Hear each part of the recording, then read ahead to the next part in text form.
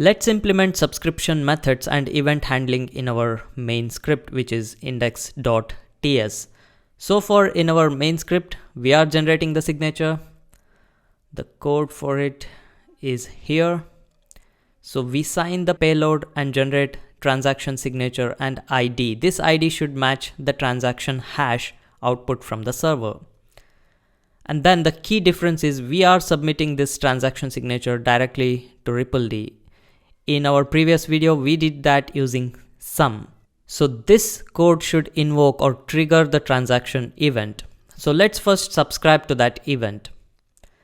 I would prefer to subscribe after all the validations are complete, maybe before generating the signature here. So let us subscribe to our own account. You already know the command, which is subscribe. And now you might be thinking which account to subscribe, to our own account or to the destination account. So let me show you that.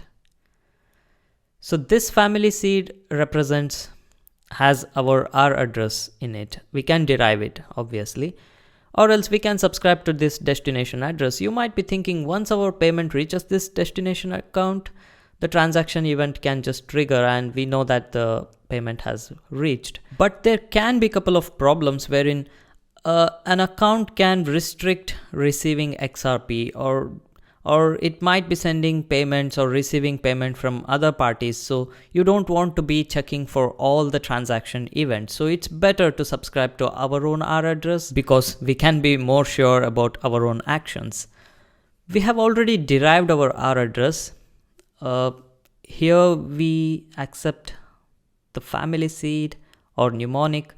So in this block of code, if the person has entered family seed and it has been successfully validated here in this block of code, the account is derived from the family seed. Similarly, if the person enters mnemonic as his secret and if it gets validated, the account is generated using the mnemonic, and it has a field called address, which is our address, which we need right now. So we already have derived our account and we want the R address out of it. So we get it by typing account.the field name, which is address. So this is how we subscribe to our own address. So now once the payment happens, which is by this snippet of code, it will trigger the transaction event and we need to listen to it. So let's write that part of the code. So the event name is transaction. Now instead of writing data and output everything, we have seen that already in previous videos. So we will extract only a couple of fields which are useful for us in this video, which is transaction because it has transaction hash, meta because it has delivered amount information in it, and maybe ledger index to know in which ledger index our transaction was included, and then maybe transaction status, which is present inside engine_result. So now we know that we have an ID which was generated when we generated the transaction signature, which should match with the transaction hash returned from RippleD. So here is this ID which was generated. We can generate this offline, okay? So let's compare that ID with the transaction hash returned by RippleD. So if that matches, then we know which request triggered which response, okay? So that way we can pick the response. Now let me log the transaction details, which is maybe the ledger in which the transaction was included. So transaction in ledger, which is present inside ledger index.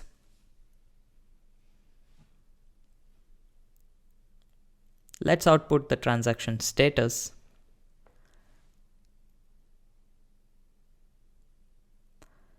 Which is present in engine_result, and maybe the delivered amount. Remember to always check the delivered amount inside meta and not directly inside the transaction. Okay.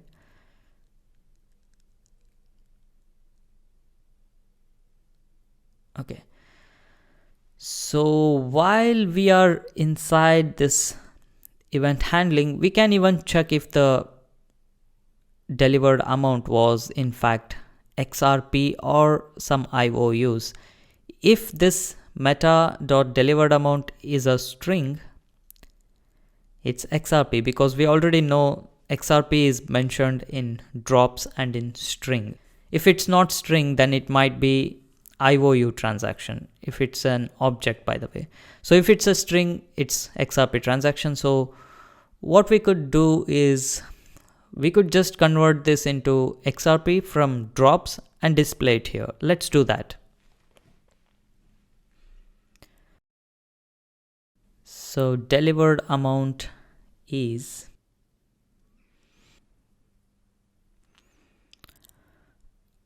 XRP. Let me declare a constant and convert this meta.delivered_amount to number from string so that I can perform mathematical operation on that. So let me pass it to a JavaScript method called number. Now divide it by 1 million to convert it from drops to XRP. So this is how we convert drops to XRP. That's it. So in the else part, if this is not a string, that is meta.delivered_amount is not a string, then it's probably an object. We can check that if this meta.deliveredAmount is not a string and not undefined, then probably it must be an object. In that case, we can print the value. I think we don't need this entire thing. We can just console log everything. We need not even convert it to number because we are not performing any mathematical operations on that. So the value transferred is present inside a field called value, and the currency information is present inside a field called currency. That is the token name. So that's it. If it's an IOU transaction, this else block gets executed. But in this script, we are only demonstrating XRP transaction. But anyway, I showed you the code. So once this is done, we should responsibly close the bidirectional connection, which is WebSocket connection, using close method. Let's do a quick cross check before executing this. So here we are generating the signature, which also generates the transaction hash, that is ID, which we must check against transaction hash. We submit our signature here. We don't want this code. Let me comment this out. And then whenever the transaction happens, this transaction event gets triggered, and we are extracting these variables. And then if it matches the ID, the transaction hash, if it matches the ID which we generated, we need to print this, and we check if this field is a string. If it's so, it's XRP transaction. If it's not, and if it's not even undefined, then it may be an IOU transaction, in which case we print out the delivered amount and the currency, and after that we close that bidirectional connection, that is the WebSocket connection. Let's execute this. So this generated the transaction signature and the ID, and it got submitted, and the transaction event got triggered. So it output all the details, and I don't think we need this delivered amount in drops. Okay, we can just remove this because we already have delivered amount in XRP. By the way, this is in drops, so we can remove this or have it, doesn't matter. So now let me execute it one more time.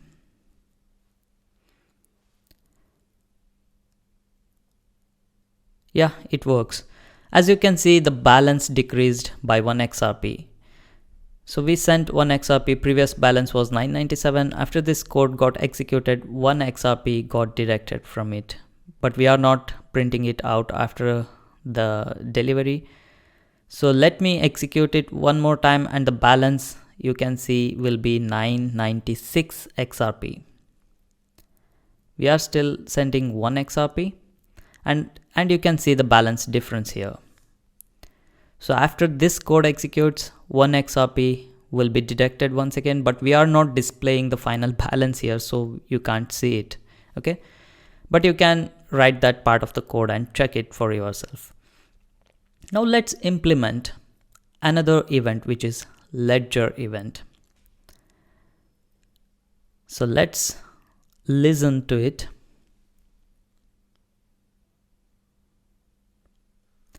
So how we can make use of this event? So let's check that.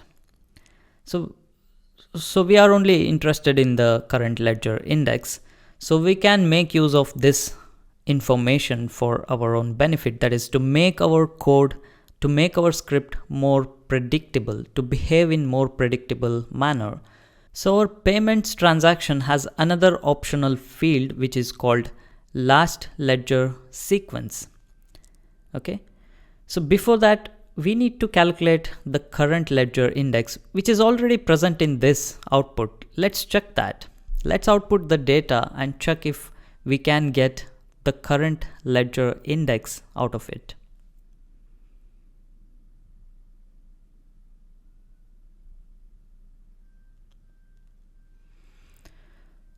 So here is the output, and inside that we have ledger current index, which is current ledger index number here. Okay, so we can just make use of it in our, so let me remove this. I have seen this multiple times. People write this constant name, which is data, and then the child account underscore data, and then they try to fetch ledger current index, but it's not a child of this. Ledger current index is not a child of account underscore data. Take a look here. This is directly under data, right? So we need to write data dot the field name, which is ledger underscore current index. So there is an optional field called LastLedgerSequence, which means our transaction must be included before this sequence number, that is before this ledger sequence number. So current ledger sequence number is present inside this data in the field ledger underscore current index. If you just write this, our transaction must be included in the same, that is the current ledger index, which is kind of hard because execution might take a couple of seconds. That is generating the signature, submitting it should all occur in the before the current ledger index is closed. To give more room to it, we can add +2 to it. That way it gets around 8 seconds to get included, that is before closing of the next two ledgers. So why we need this? So this way we can let the user know that whether the transaction got included or it was not included within 8 seconds on an average. So imagine you have developed an application wherein users sign and submit their transaction, and the users must not be left to keep guessing if their transaction will make it or not. Your application must be responsive enough to let them know if their transaction got through or it was failed. So let's see how we can do that. Let me copy this. This just means our transaction should get included before closing of the ledger index we have mentioned in the last ledger index field. So if this ledger index is already greater than the ledger index mentioned in the payload, that means our transaction was not included in the ledger. Okay, we can just display that message, that is passed last ledger and transaction not seen, which clearly means the transaction was failed. That way they can just retry sending the payment or decide whatever they want instead of waiting cluelessly. So we shall accomplish that using this code. So display the message and then close the connection. That is the WebSocket connection. So this is how it works.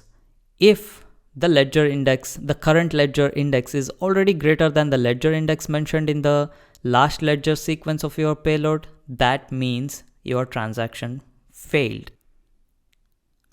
Or your transaction got included in the open ledger, which means all this code got executed, displayed, and then this close executes before this close, which means the transaction was successful.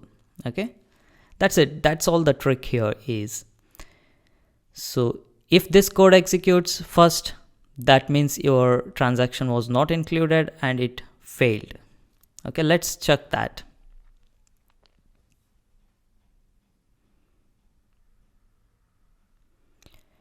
So the signature and the ID is generated, probably got submitted to the network. Now the interesting part. Okay, the transaction was included in the open ledger, so that's why these messages got printed out. If the transaction was not included before the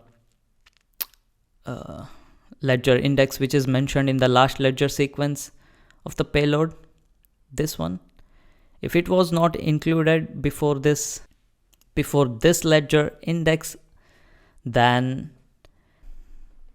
this code would get executed and the execution would halt here. Okay, so that's it. That's how we check if our transaction got included in the open ledger or not.